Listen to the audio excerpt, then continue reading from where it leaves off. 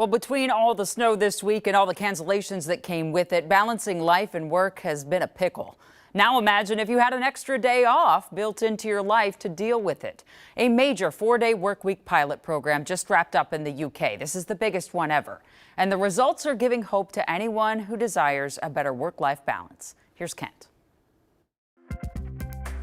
The UK's 4-day workweek pilot program was impressive in both its scope and its simplicity. The only limitation was 100% pay, 80% in terms of hours. And the key is, can you maintain productivity? Because if you can't maintain productivity, then you're just simply going to cut the pay. Chris Farrell, senior economics contributor for NPR News and Marketplace, says the results grabbed headlines because after 6 months, not only do employees still favor sticking with a 4-day week, but so do their employers. Well, I certainly was not surprised that people liked it at all. To be fair, it's not surprising to anyone after a week like this in Minnesota. I'm working from home. My wife and I are trying to adjust to this extended cancellation of daycare, and so I've got my son eating some lunch next to me. How old is your son? He's 2.5. Say hi, Eli.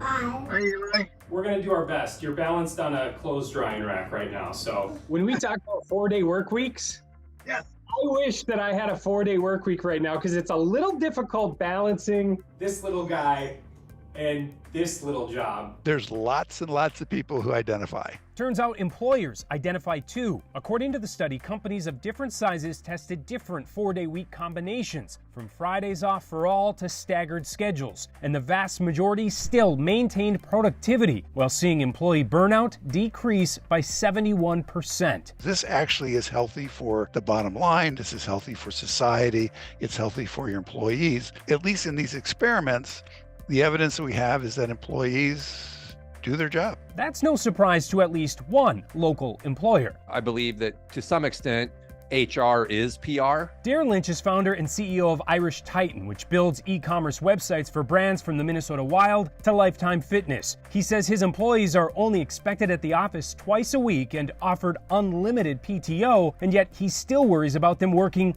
too much. For every incident of someone abusing, for lack of a better way to put it, an open PTO policy, for every one incident of those, we'd have 99 of people not taking as much time as they really should to maintain some refreshed mentality. Which is why they recently adopted a new mandatory 2 weeks of uninterrupted PTO for every employee every year. Get out of here, go do a staycation if you want, go to Iceland if you want, do whatever you feel you need to do for your own well-being so you can come back with a mentally refreshed head. Still, Lynch says it took 2 years to figure out how to make it work, and pulling off a 4-day week, he says, may be even harder due to client expectations. I think it's worth considering. I just don't know how much of a sea change it would need to happen across enough businesses to reach critical mass where then it works. There's a lot of reasonable skepticism there, but what the pilot programs are doing is giving some data, giving some evidence. And so far, what the evidence seems to be supporting is that as an organization, you're healthier